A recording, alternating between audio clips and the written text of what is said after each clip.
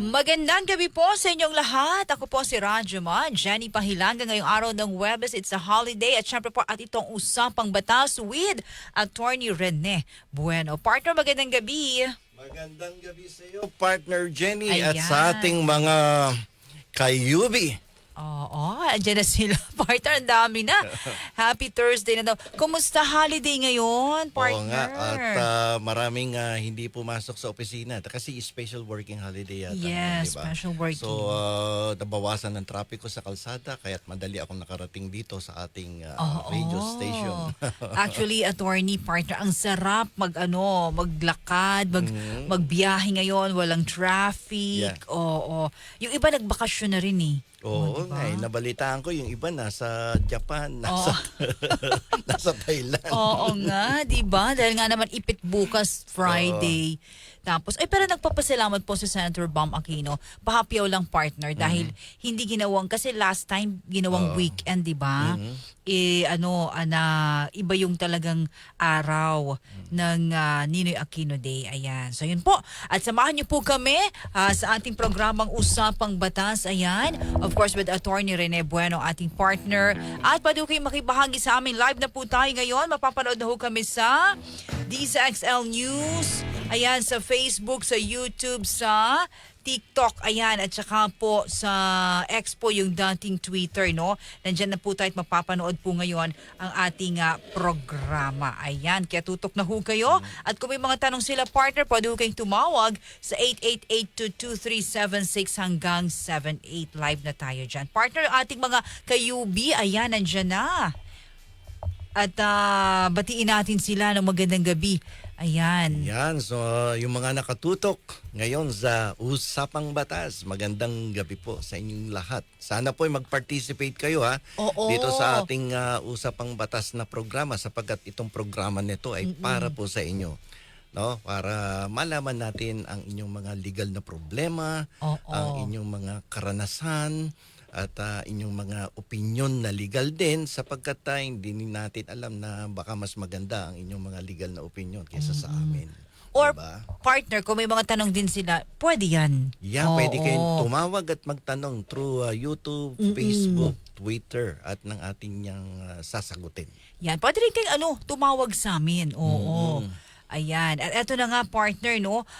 Mainit na balita pa noong Lunes nung pag-welcome at pagbisita ni Yusek dito sa atin.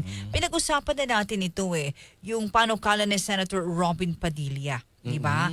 At yung sa mandatory drug test. Mandatory drug test. Ang sinasabi ni Palos Press Officer Claire Castro during nung program, opening ng program ng Usapang Batas ng Lunes, partner, sabi nga niya labag sa batas ang panukala ni Senator Robin Padilla. Yeah. Na obligahing magpa-drug test, partner, mga kayubi ang lahat at ng halal at inilagang opisyal ng gobyerno. Pero partner, eto na.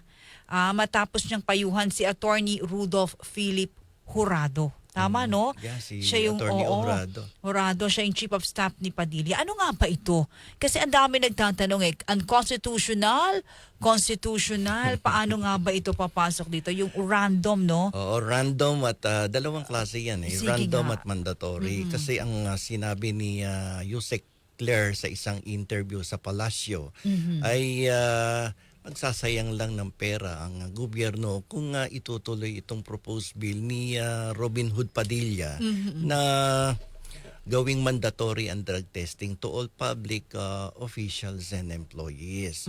At na-cite nga ng ating Yusek na si Claire na sa kaso ng Social Justice Society at ng versus Dangerous Drugs Board ay ini-struck down ng ating Korte Suprema itong mandatory drug testing sapagkat ito ay unconstitutional. Maliwanag po yan. So the proposal of Robin Padilla to make this drug testing mandatory to all public officials and employee will be in violation of their rights to privacy and also doon sa unreasonable search and seizure.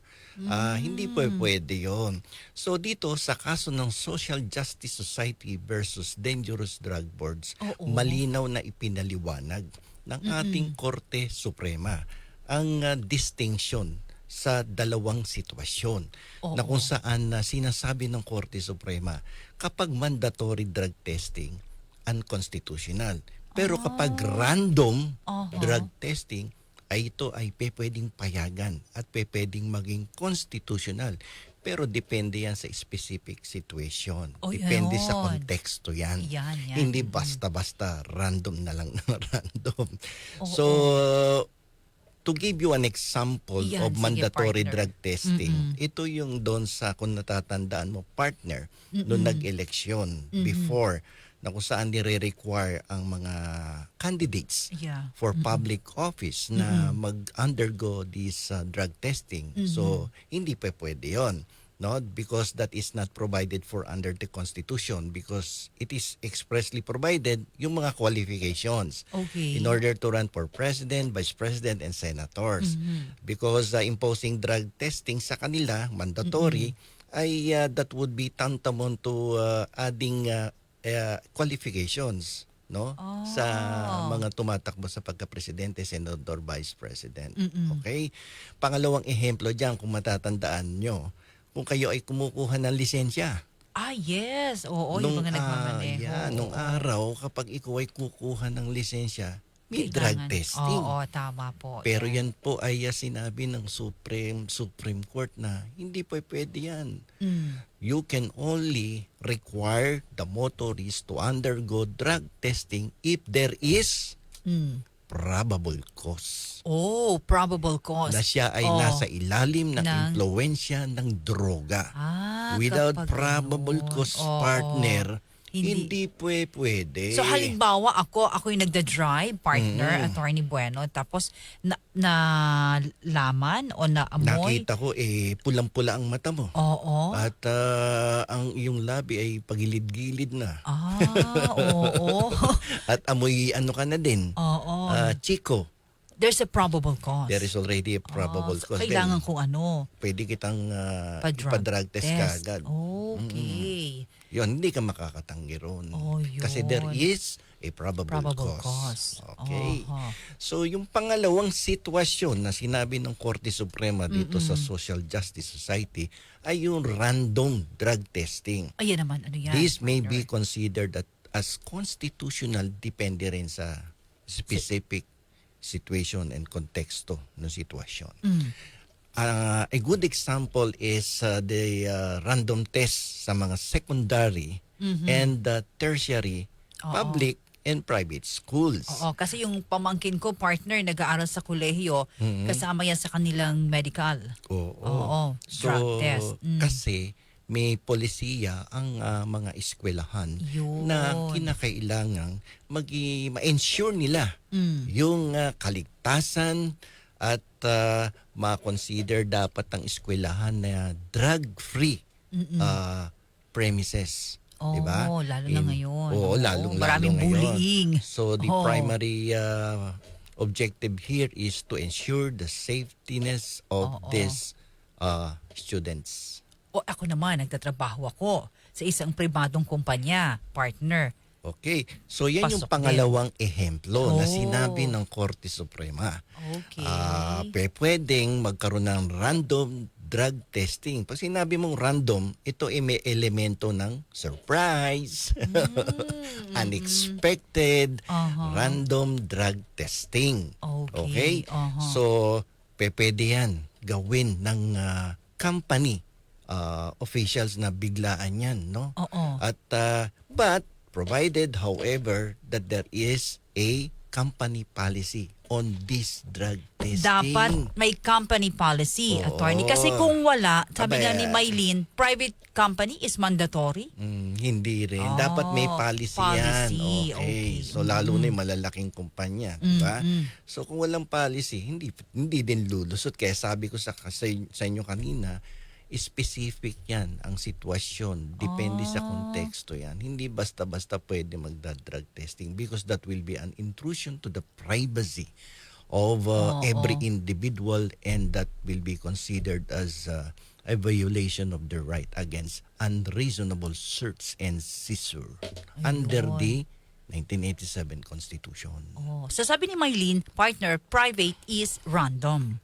Pwede if there Is is a a company policy. policy. Okay. Yan, niliwanag ng Korte Suprema yan. Ayun. So sa ating opinion, ang proposal ng ating butihing senador na si Robin Hood Padilla ay hindi po magpo-prosper dyan sa Senado. Oh. Oo.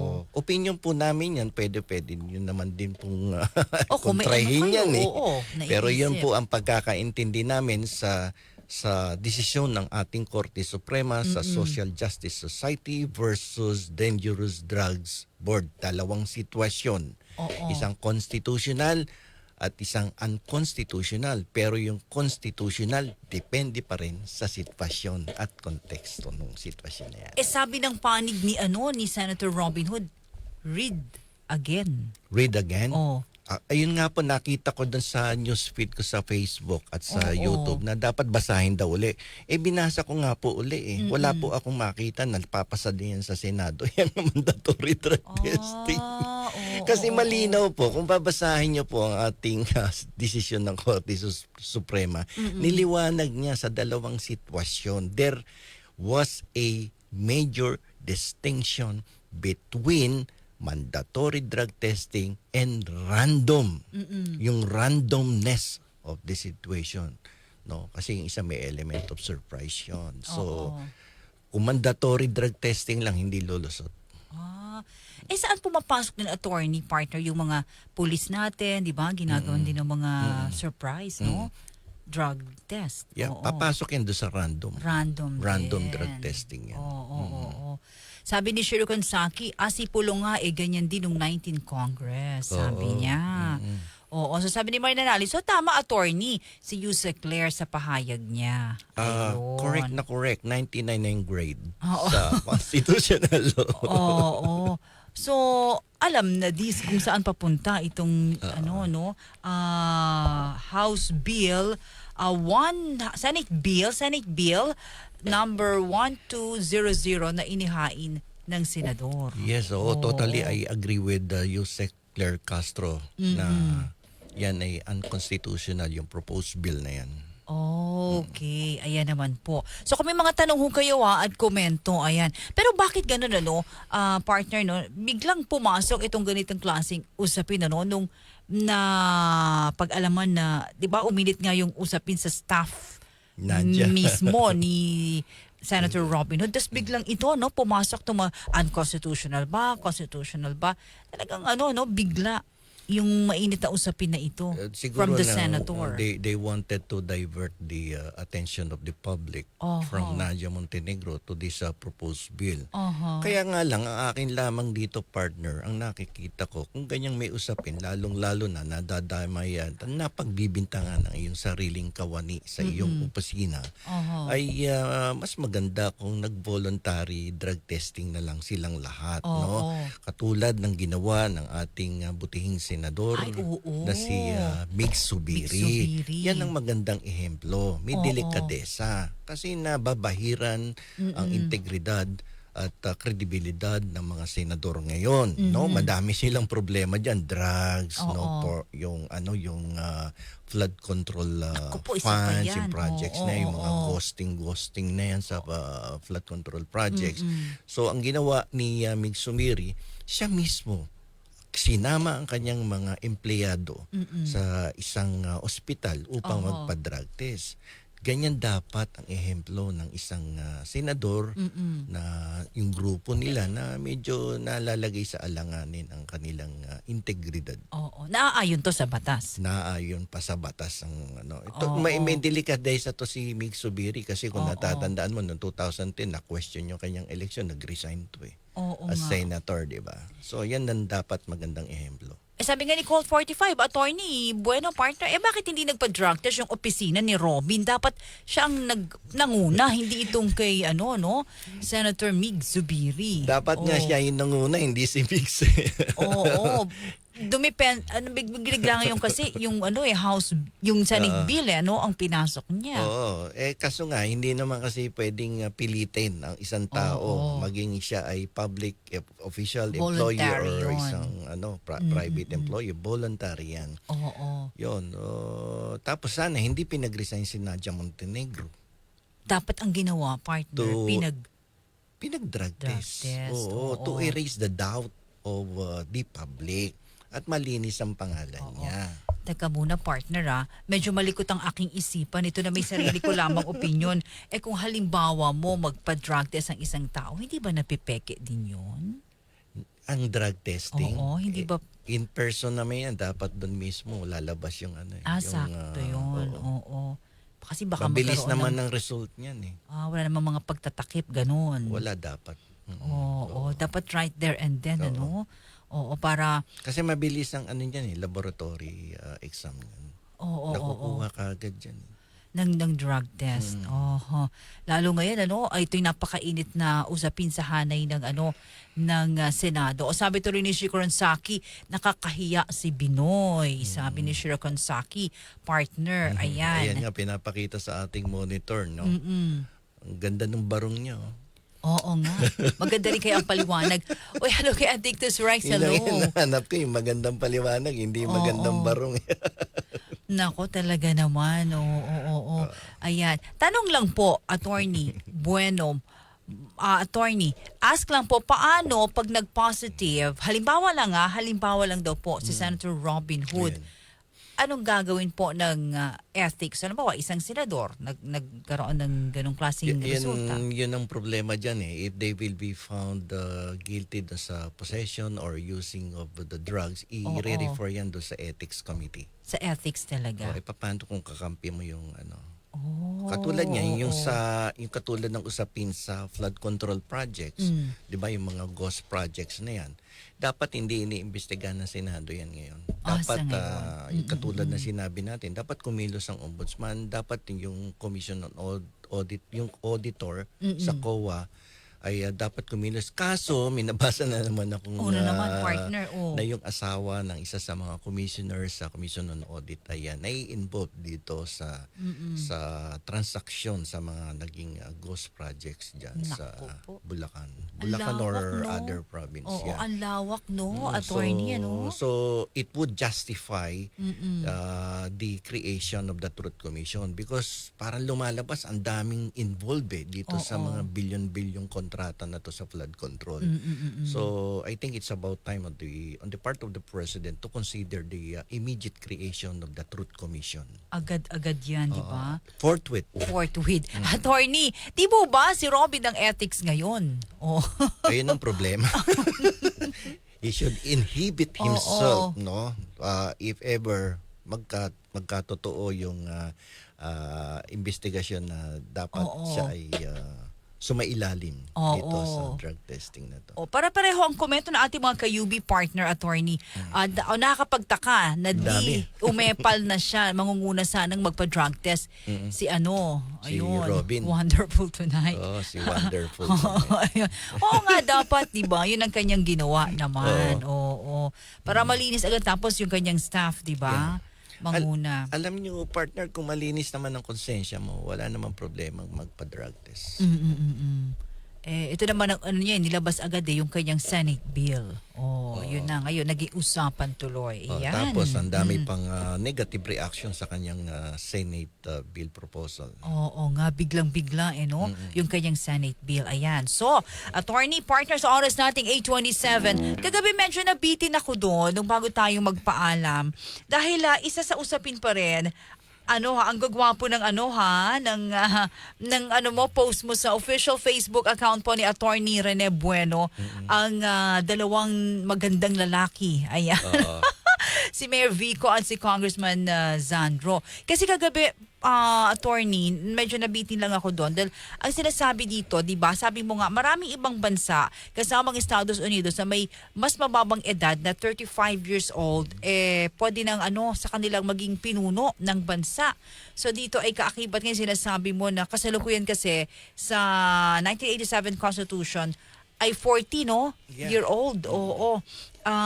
So ano nga ba ang paliwanag mo rito, attorney partner, sa ating usapang batas dito sa usapin naman ng, yun na nga, napapanahon na mababang edad na 35 years old para sa magiging pinuno o presidente? Yes, kinakailangan na kasi maraming pagbabago ang nangyayari sa ating bansa at hindi lamang sa ating bansa kundi sa buong mundo.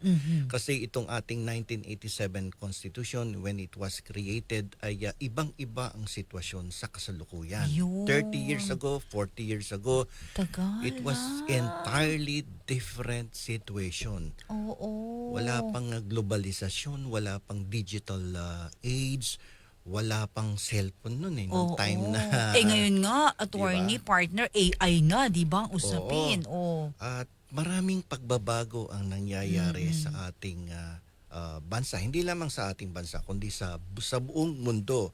So it is about time on the part of our Yes. lawmakers to propose an amendment or Mm. revision to the Revision. 1987 Constitution. When you say amendment, it refers only to Oo. a specific provision in the Constitution, a minor Oo. amendment or change in some of the provisions of the Constitution. Oo. But when you talk of revision, it refers to an overhaul, parang makina ng kotse yan. It will be Kabuuan. overhauled, no, at it will affect the structure of the government. It may change the present system of the government, no. Pwede maging parliamentary, unicameral instead of this bicameral system of the government. Kasi katulad ngayon, Yes po, bibigyan attorney. kita ng ehemplo kung bakit dapat amyendahan, aside from the fact na ibaba mo yung Edad. 35 Oo. years old, no, Oo. from 40 to 35. 35. So, unang-una, yung ating karanasan nitong mga nakaraang linggo at nakaraang buwan.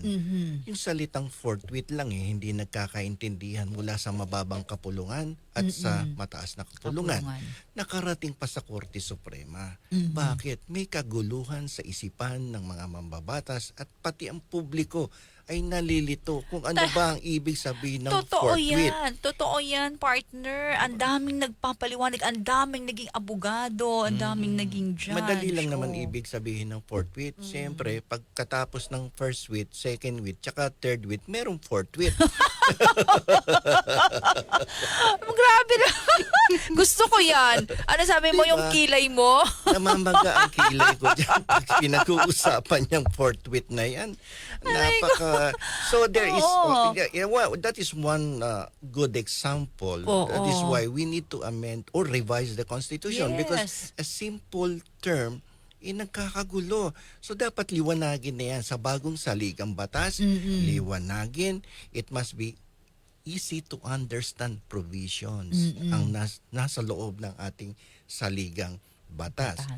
Okay, so kinakailangan ng pagbabago. Oo. At nung araw nga, kapag ikaw ay makikipagnegosyo sa labas ng Pilipinas, kailangan mong pumunta in person. But today, you can do business using your cellphone. Oo, Zoom na lang, di ba? Isang click lang sa cellphone, you can do global business. Oo. No, di ba?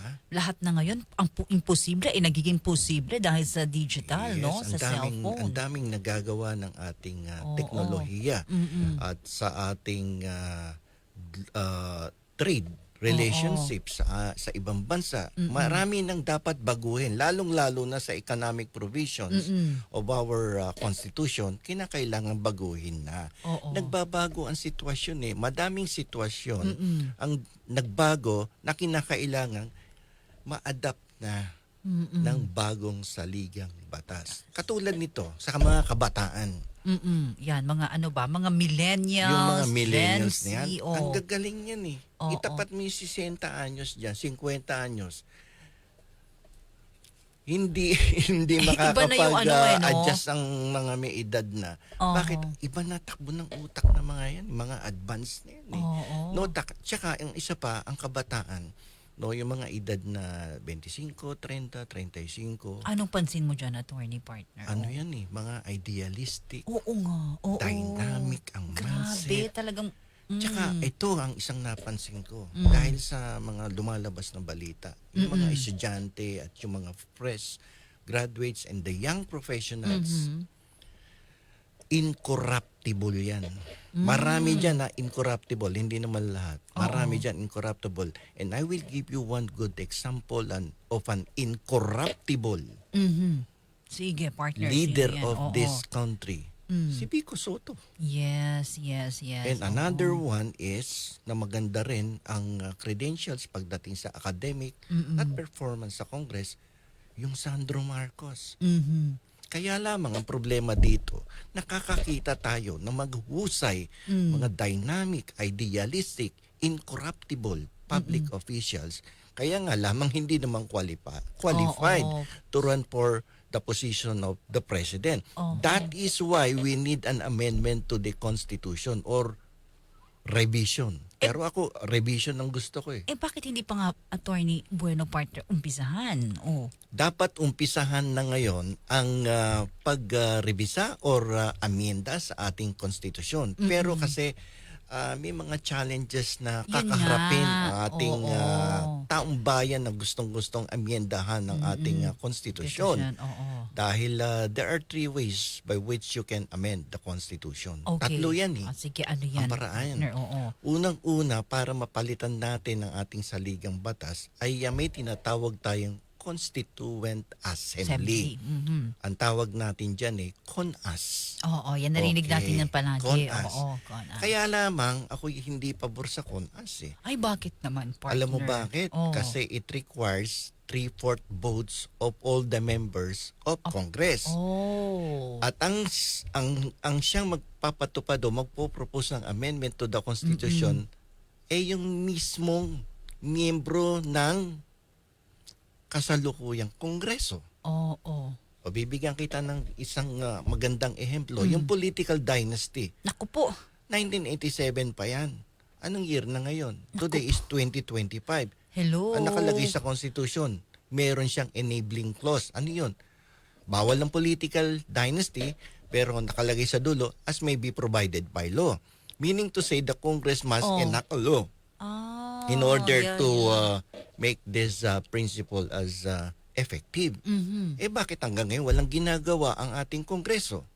Yes. So balik tayo sa CONAS. Tama, Kung sila mismo ang magpapalit ng provision sa konstitusyon, mag-go over ng overhaul ng saligang batas, definitely they will not touch on the issue of political dynasty. Because, partner, They will be greatly affected with these changes. Kitang-kita. Kitang-kita. Another thing, the party list system.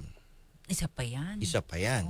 Ang party list system ay ginawa ng ating 1987 Constitution, no, upang mabigyan ng pagkakataon ang marginalized and underprivileged sector. In Tagalog, yung mga nasa laylayan. Nasa laylayan partner. ng ating lipunan. Yes, attorney. Pero ano nangyayari ngayon? Ang mga party list ay represented by relatives of senators, incumbent congressman. Di pasok pa rin yung dynasty. Ando doon yung dynasty. Partner. So paano mo tumaasahan kung if there will be changes in the Constitution through the Constituent Assembly, the CONAS? Definitely, hindi pwede yan. So I will not choose the manner of changing the Constitution through the Constituent Assembly. CONAS. So number 2 tayo. Doon tayo sa number 2. The Constitutional Convention. Ayan, narinig din natin yan. Yung kanina 3/4 votes, mas mababa dito. It only requires 2/3 votes of all the members of the Congress. Di ba? At ang kagandahan dito, it is not the incumbent congressman that will propose changes in the Constitution. There will be a separate group. So that's so, yung congressman na tong mga nakaupo ngayon ay hindi maiistorbo sa kanilang legislative work. So, magkakaroon ng panibagong grupo. Sila yung tinatawag na mga Constitutional Convention delegates, of which they will be elected directly by the people. So, siyempre hindi na makakatakbo tong mga kongresistang nakaupo. Yes. So papasok dito yung mga pwedeng may mga marginalized, yung magagaling talaga sa pagbalangkas ng konstitusyon, ng batas. So pipili tayo dapat yung magagaling na gumawa ng batas, at nakakaintindi sa paggawa ng isang katulad ng saligang batas. Nakakaintindi, di ba? So kaya lamang there are two ways by which to initiate tong constitutional convention. Dalawa na naman. Yung isa ay yung ano ba to, yung dalawang klase. Yung isa nga yung 2/3 votes at yung isa by majority, By majority. by simple majority of all the members of Congress. So medyo mababa yung boto rito ng Kongreso, pero may mga ilang challenges involved dito sa Nako, yun lang, no? simple majority. At yung pangatlo ay yung People's Initiative. Ayun. And medyo Ito naman. mabusisi ito Oo, kasi it People's requires at Initiative. least 12% signature of all the voters, of which at least 3% of each legislative district dapat makakuha ka sa bawat distrito ng 3%. Paano kung hindi ka nakakuha do sa isa, dalawang distrito? Di patay na yung Wala na. dead on arrival. Kumbaga. DOA na yung proposal mo to DOA change na. the consti. Oo. Yun. Naku, maano pala to, no? Masalimuot pala. So I would prefer kung sakasakaling may mag-move ng changes or amendment or revision of the Constitution, I would propose na kon-kon tayo para yung hindi makapasok tong mga kasalukuyang kongresista kasi may personal and political interest sila Ang gulo pa naman pag may political interest partner. Kita mo dyan sa political dynasty, partyless system. Ilan yan? Yung mga kontratista dyan. Yan na. Pumapasok yung mga flood control projects. So para maiwasan yan, kon-kon tayo. Constitutional Convention. Okay. Diba? Mas maigi yun. Mas maiga yon. At medyo mas simple ng konti. Although may isang issue dahil yung pagboto ng 2/3 votes ay hindi natin masyadong klaro na naman sa saligang batas. Kung ito ay voting jointly or separately. Yan may argumento dyan. Sinasabi ng Senado dapat separate. Sabi ng lower house jointly. Isa na namang usapin. Sapagkat nung ginawa itong 1987 Constitution, ang ibang provision nito ay dinampot sa 1973 o 1971 Constitution, di ba? So, yun ang nangyari dyan. Pero kung titingnan mo ang ating kasaysayan sa pagbalangkas ng batas katulad ng saligang batas, talagang kon-kon. Yung 1935 Constitution natin ay ginawa yan sa pamamagitan ng isang Constitutional Convention. Yung sumunod na Constitution, yung 1971 or 72 Constitution ay ginawa din niya sa pamamagitan ng Constitutional Convention. Pero yung ating 1987 Constitution ay ginawa yan sa pamamagitan ng Constitutional Commission. They were not elected by the people directly, but they were merely appointed by the former President Cory Aquino. And there was a rush in the crafting and approval of this Constitution. That is why ang daming loopholes dito. Yun ang nakita ninyo, ha? Partner attorney. One good example, yung mainit na usapan, forthwith. Nagkagulo-gulo. Kung ito ba naman naipaliwanag ng maliwanag sa ating saligang batas, di sana wala na nag-file ng petition. At ngayon ay tapos na ang impeachment proceedings. So yan ang isa sa mga dapat pinagtutuon ng mga dahilan kung bakit kinakailangan ng baguhin ang ating saligang batas. Nagbabago ang sitwasyon, diba? So dapat ang panahon, diba, lahat partner? nagbabago. Pati nga ang puso ng bawat tao ay nagbabago ang pagtingin sa kanyang minamahal. Pag napatingin sa mas maganda at mas sexy, nagbabago ang kanyang pakiramdam. Patay tayo, adicto si Rex. Eto na tayo. What more the constitution of our country? Oo. Kinakailangan magbago. At saka, attorney, part ng usapin na ngayon, AI na. Hello? AI na, di ba? Oo. So it's about time that we need to amend the constitution or revise the constitution to accommodate this young, dynamic, and incorruptible Oo. public officials like Sandro Marcos, Oo, Vico Soto. Vico Soto. Alam mo yung mga kumakandidatong senador, presidente, vice-presidente na nag-reach na ng 60 years old, dapat nag-go-golf na lang yan eh. No, nagre-relax at kumaakto na lamang mga consultants. Pag mga babae, nagaganchilyo na lang. Pag babae, naggaganchilyo na lang yan. Naghahalaman. Pag lumalapit-lapit na yan sa Oo. senior citizen na ID nila, pwede nilang makuha na, huwag ka na mag-ambisyon sa mataas na. Kaya nga ang ating labor law may optional retirement pagdating mo ng 60 at compulsory retirement pagdating mo ng 65. Oo. Dahil Enjoy mo na lang. you need to enjoy your life, the fruits of your labor. Bakit nga ganun dito sa bansa natin, partner, no? Mga maedad na gusto pa rin tumakbo sa politika, no? Oo nga ewan ko ba kung ano nakikita nila dyan sa public Power. position. Power. Alam mo, Oo. working in the government is actually a big sacrifice on the part of an individual. Bakit? Piruin mo, problema ng 117 million Filipino people, sasaluhin mo. Kung nakita mo nga si Presidente, nung isang araw bumisita sa Baliwag, hindi yata nakapagbihis ng gusto. Tingnan mo, tas pawis na pawis. Oo. Imagine that. Problema sa baha, Oo. problema ng mga lahat ng tao, kargo Sinabi mo mo. yan, partner. Yung pagising ko nga lang sa umaga, ano bang kakainin ko ngayon? Problema ko na. Problema pa ng buong Buong mundo. Yung problema, family of 5, ang hirap ng Ang sakit isipin sa ng problema. Oo. What more the problems of 117 million Filipino people? If you are, ilang taon na si Presidente? Kaya ba ikaw, partner, kahit na may mga nag-aaya sa'yo, tumakbo kang senador? Ay Ganon, nako, ayaw mahirap mo. yan. Oo. So, yung mga edad Kasi may sabi dito sa'yo, for Senator, Attorney Bueno. Ayan, sabi ni Nel, Attorney Rene Bueno for Senator. Kaya ba ayaw mo, Naku, Attorney? mahirap yan. Oo. Oo. Kita mo nga si Presidente, ilang taon na yan? 67. Dapat, ano na yan medyo laylo na ng konti. Let's give this opportunity to serve the people to younger generation. Yes. Like Vico Soto, Talagang mga Sandro Marcos, yan yung mga bata. Kasi alam mo bakit? Pag presidente ka or vice president ka, biyahe ng biyahe sa loob at sa labas ng bansa. Kita mo nangyayari kay presidente. Umaga nasa isang probinsya, sa Takbo hapon na naman. tatakbo sa isang probinsya, Oo. tapos pupunta sa Malacanang. Anong oras natutulog yan? At yung health condition, ha? Tapos yung health condition Oo, yan. ng mga- Kakayanin ba yan? Baka mamaya kung magkasakit yan. Yun. Di ba? Partner, ikaw ba ay doon lamang sa 6 sa age?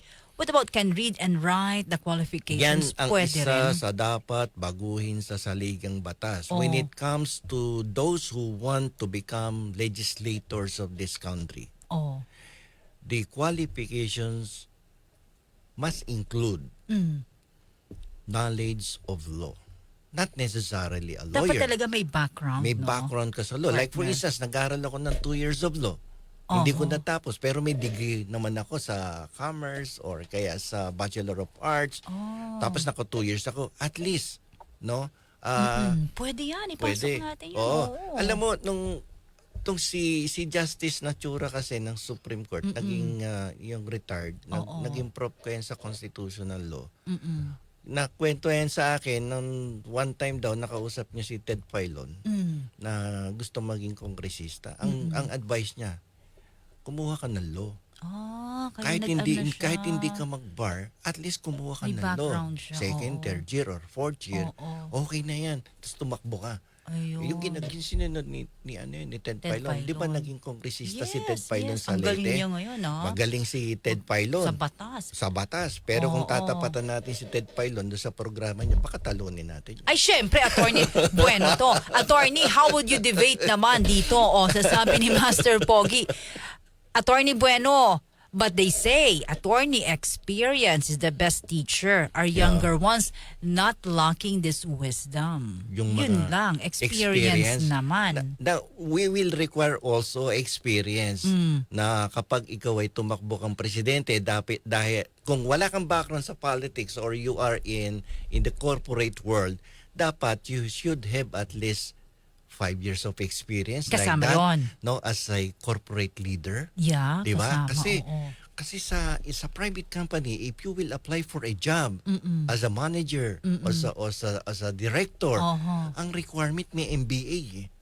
What more to a position in the government, Oo. like for instance a senator, a vice or president, I agree, na you will be attorney. managing the lives of Yes. 117 million Filipino people. Tama. Tapos wala kang aral, Oo. 'di ba?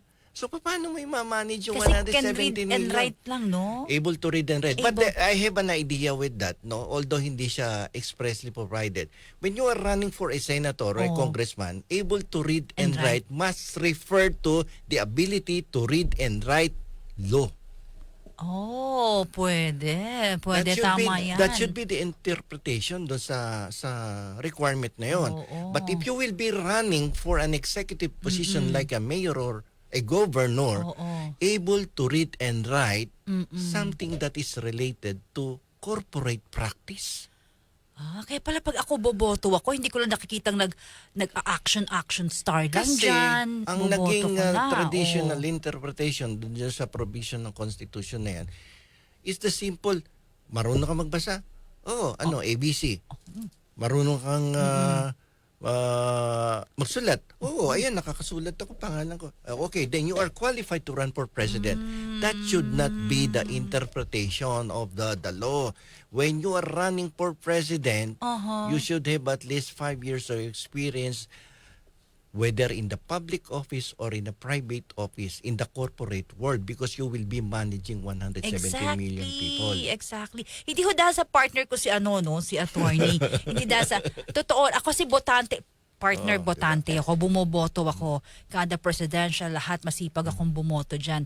Tama yung sinasabi mo. Agree Mag-apply ako ka ng dyan. presidente sa Procter & Gamble dito sa Philippines. Anong requirements? 5 to 10 years of experience in the corporate. Ilan na yung mamanage mo? Sabihin na natin 5,000 lang Oo. na empleyado. Tama. Ito 117 million. Oo.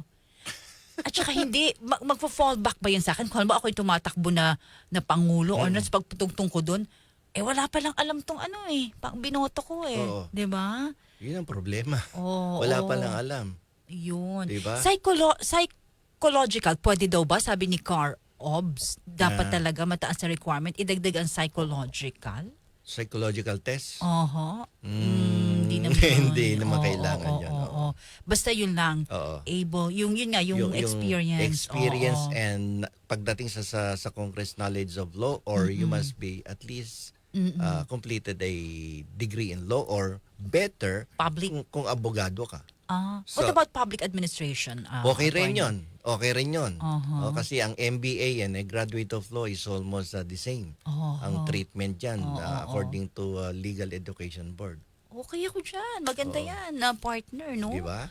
Dahil, sabi mo nga, nagbabago Babago ang sitwasyon. Oo. So it's about time to change Aha. important provisions of the Constitution. Ang isa pa, Mhm. ngayon bicameral tayo. May nag-propose ng divorce law Mm. sa Kongreso. Oh. Pumasa sa third reading. Aha. Pagdating sa Senado, Nako. inabutan ng expiration ng term. O, di hindi So na. pagkatapos ng term, papasok ang bagong batch ng senador. Senador, oo. Magpapaila na naman bill. 20th Congress. Tapos hindi na naman na pumasa sa third reading. Panibago. Pero pumapasa sa Kongreso. Kongreso. Oo. Anong problema? Because of the system, the structure of the government. Pero kung unicameral yan, pumasa doon sa parliament, Oo. tapos na.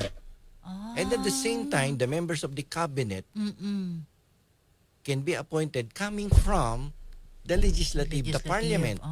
Okay. So, may harmony between the executive and the legislative department that would expedite or make the process efficient. Madali ang progress. Pag ganon. Tama yan. Hindi ngayon, kita mo, ang daming debate, pagalingan. Di ba? May nabuo ng appropriation na bill doon sa House. Pagdating sa Senado, kinontra. Tapos nagbulungan. Ay, ano tayo? Bicameral tayo. Iba pa yung pagdating pa sa Pangulo. Iba pa yun. Biro. Di ba? Ang dami, no? Attorney, eto last na komento. Attorney, ayan, sabi ni Ka Feelings Black, dapat po mag-start muna as barangay chairman. Oo. Sabi nga ng isang vlogger na narinig ko, dapat tumakbo ka senador, sana nagkagawad ka muna. Wala ka palang educational background na accomplishment pagdating sa academic. Karanasan pa rin. Oo, karanasan. Partner. So at least kung gusto mo ng public official, you start sa kagawad. Tapos chairman ng barangay, tapos konsehal. Kasi yung karanasan mo no, yung mga naging trabaho mo doon. Oo. Ma-apply mo. Oo. So, kayo ba mga kayubi ay sumasang-ayon sa amin na palitan, i-revise, i-amend ang ating saligang batas? Bukas, ituloy natin yan, Ituloy partner. natin.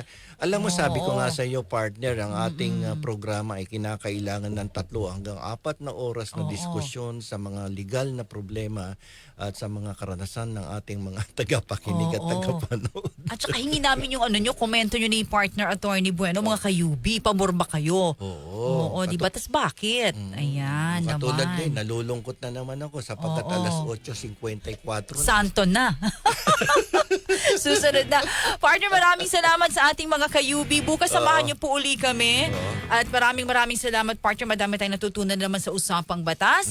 Abangan po ninyo ang Santon at bukas po muli. Ako si Radyo Man, Jenny Pahilanga. Partner? Ako po si Attorney Rene Bueno at sana po ay naliwanagan kayo sa ilang probisyon ng ating saligang batas at bukas ay kung magkakaroon ng pagkakataon ay atin pong ipagpapatuloy ang ating paliwanag tungkol sa mga pinag-usapan natin ngayon at dadagdagan pa natin ng ibang topic na may excite sila at magkakaroon ng karagdagang kaalaman tungkol sa batas. So hanggang sa muli at abangan nyo po bukas ang aming programang Usapang Batas.